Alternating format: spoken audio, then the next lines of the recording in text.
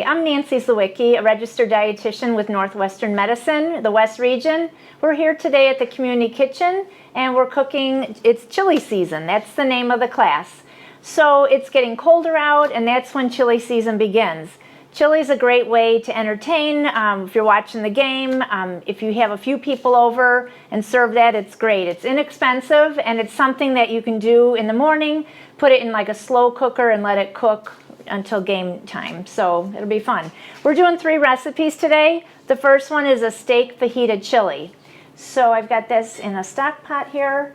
To start off, I just put a little olive oil and some chopped up onion and garlic, and those are like your aromatics. Aromatics are like celery, carrots, onion, garlic. It starts making things smell good. And just so you know, onions are anti-inflammatory, so go ahead and use a bunch of them. So I get those cooked first, and then I chose to use like a chuck steak today, just cubed it up, but you can use ground beef, ground turkey, venison. You can choose inexpensive meats because the longer they're cooking, they tenderize. So this was really good. I added a bunch of different beans.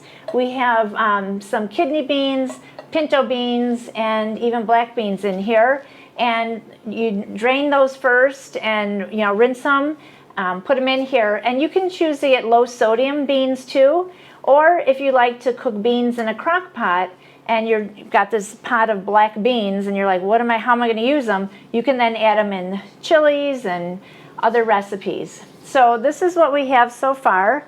We've got the beans, the beef is in here, the onions, and then I added a can of tomatoes, and then also some adobe chilies that come in a can as well. So that's all in there. And then because it's a fajita chili, I cut up red pepper, yellow pepper, and green pepper, and I sauteed it lightly, and I'm going to add that in there now. And then to serve, we have a bunch of garnishes. So I'm just going to mix this in. So it's very colorful, and again, peppers are anti-inflammatory too, so are beans, so it's got a lot of good stuff in it. And so if we serve it up, then you can doctor it up. You can put a little bit of yogurt on there, some plain yogurt, and then some cheese, cheddar cheese, like a Mexican blend. And then if you want, you can also just put a few of the fresh, so it gives a little bit more crunch, some fresh peppers cut sliced, because that way it's more like a fajita. And then we have scallions cut up and some cilantro. And even, I thought this was a little different, you can add a few slices of radishes. And you can also cut up an avocado and put a few slices. So this is what the steak fajita chili looks like. I'm going to set it right here. And it might be good with tortilla chips to serve with, or cornbread, or crusty bread is fine too. All right, so our next recipe is a white chicken chili. So this recipe is very easy. I just took some boneless chicken breasts, cubed them, a little olive oil and onion again, and just sauteed it nicely. And then I added garlic and some low sodium chicken broth, and then we use cannellini beans, or Great Northern beans, like that. Drain them, rinse them, and you can also add other things. So if you have some vegetables in your fridge so I made a beef stew the other night and I had cauliflower. Well, the recipe didn't call for it, but I thought I might as well use it up, so I threw it in there. You can do something like that with this chili. But we're going to add some corn today, and this was actually frozen corn. So that's something you can keep on hand. All these ingredients you can keep on hand. You can just take them out of the pantry or the freezer, having the frozen chicken. Got that. And then we are to add some Greek yogurt as well. So this will give it more of a creamy texture. And then you can also top it for serving. And then we're going to add some cheese too. So some more shredded cheese. And I'm going to stir that up.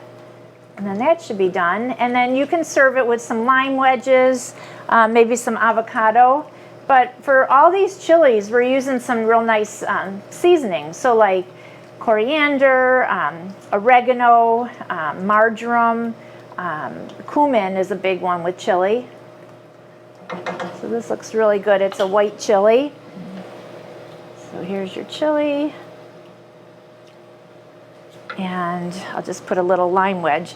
You can also garnish with some sliced jalapeno too. Just slice that up into little rings. Put a little cheese on top.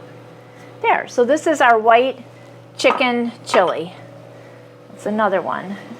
And then we're also going to do a vegetarian chili as well. Okay, so now for this one, there's no meat in it. It's a vegetarian chili.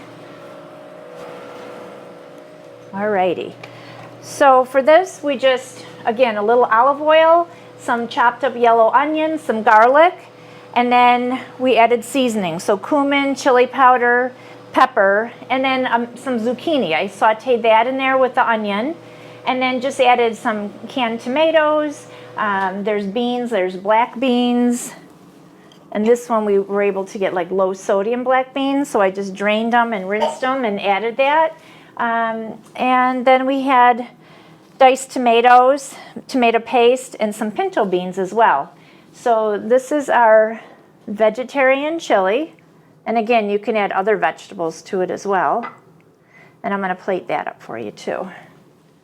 And you know, when you make a batch of chili and say it's just, you know, a few of you at home and you have leftover, you can always put, I like to use little glass containers, and then you can portion it out and freeze it, label and date it, and that way you have a nice little meal just to warm up for future use. We'll put a little lime wedge on it. And you can also put a few of these peppers on as well. So this is our vegetarian chili. A lot of beans. The beans are providing soluble fiber and protein, and then you've got just a bunch of vegetables.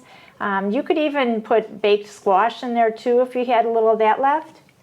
And it just makes for a nice nourishing meal in the winter time or while it's cold out. So, all right, well, thank you so much for joining us today, and enjoy chili season.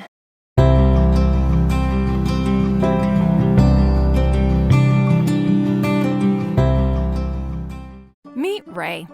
Ray lives on a farm. He loves playing kickball with his grandkids, but lately he's gotten a little slower and been visiting the doctor a lot more often. This is Kim. Kim lives in the city. She loves to exercise, cook healthy meals, and can't remember the last time she called in sick. They're both people, but not all people are the same. And yet, when we visit the doctor, our treatments don't look that different. Why is that? Because we just don't have enough information to do it better, until now. Enter all of us, the research program based on precision medicine. Precision medicine is a revolutionary new approach to treating and preventing disease that's personalized instead of one size fits all. By gathering health data from 1 million people like Ray and Kim and Trevor and Samir, our country's best researchers will be able to develop treatments that are as unique and complex as we are. With this new information, doctors will have a better understanding of disease so they can innovate the next great breakthroughs in medicine. Once enough people join, suddenly everything changes. Information becomes clear, patterns emerge, and simple data transforms into life-saving knowledge.